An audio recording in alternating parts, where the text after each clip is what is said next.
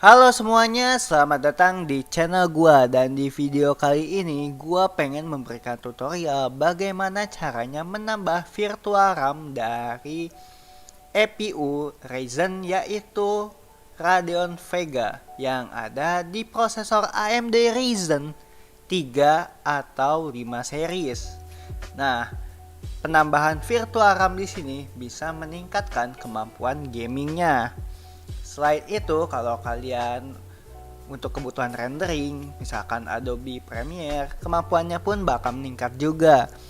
Intinya, kemampuan grafis di sebuah prosesor ini lebih meningkat daripada defaultnya.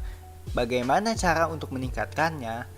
Yuk kita bahas di video kali ini.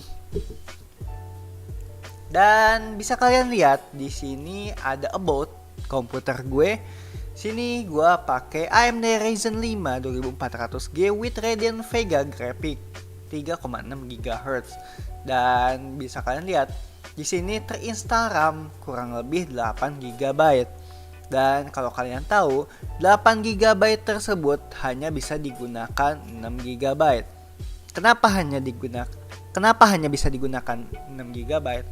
Karena di situ gua menggunakan 2 GB lainnya untuk share memori untuk virtual RAM dari Radeon Vega Graphic yang ada di prosesor AMD Ryzen 5 seri. Bisa kalian lihat displaynya.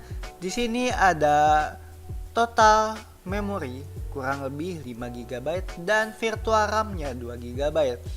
Nah, konfigurasi ini itu tuh lebih dari defaultnya. Defaultnya cuma kira-kira 700 MB gitu ya. Jadi dengan menambah virtual RAM sebanyak 2 GB, ini tuh total memorinya bisa sampai 5 GB. Udah lebih dari cukup daripada defaultnya yang cuma 700 MB. Dan ya, ini tuh udah bagus buat gaming dan juga rendering. Gimana cara untuk menambah virtual RAM-nya?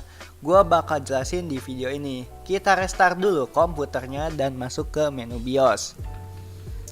Untuk masuk menu BIOS, kalian tinggal mencet F2 atau enggak Del. Itu gimana ininya ya, apa sih motherboardnya. Dan setelah itu kalian masuk ke menu Advance lalu pilih AMD CBS. Nah, kalau udah di sini ada beberapa menu dan kalian pilih aja NBIO Common Option yang urutan keempat. Kita pilih aja langsung NBIO Common Option. Nah, kalau udah pencet enter lalu masuk. Lalu masuk lagi ke menu GFX Configuration yang paling atas. Nah, lalu di sini kan settingannya auto. Kita ganti ke force. Lalu UMA modenya kita pilih UMA Specific. Nah, pilih ini. Lalu untuk UMA version itu nggak usah. Dan untuk UMA frame buffer size di sini merupakan virtual RAM-nya yang bisa diubah-ubah. Sini secara defaultnya 700 MB-an gitu ya. Dan kalian bisa ubah sesuai kebutuhan.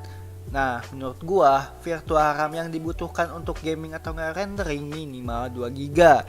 Di sini kalian bisa pilih, tapi kalau kalian butuh yang lebih gede lagi, kalian bisa setting ke 4 GB. Nah, kalau udah, kalian tinggal pencet tombol ESC yang ada di keyboard kiri atas dan klik terus lalu discard change and exit setup. Kalian pencet yes. Dan komputer pun bakal terrestart. Dan kalau udah, kalian bisa merasakan perbedaannya.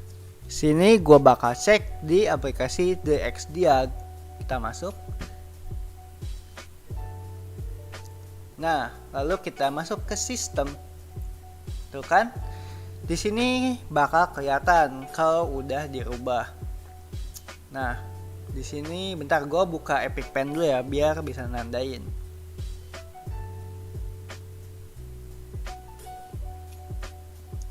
Nah, bisa kalian lihat di sini ada spesifikasinya. Install RAM-nya 8 GB dan 6 GB terpakai. Dan untuk memori di sini masih 8 GB ya.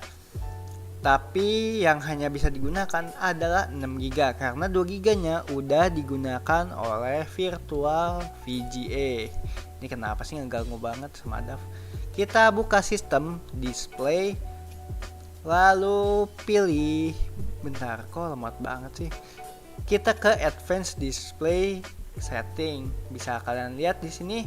Sini gue pakai monitor Full HD 60Hz dan bisa kalian lihat total memori grafiknya udah bertambah sekitar ya segitu. Katanya 5 GB sih. Dan untuk VGA di sini dia tuh menggunakan shared memory 2 GB dari RAM dan 3 GB. Gue juga nggak tahu nih 3 GB-nya dari mana. Ini secara defaultnya 3 GB sih.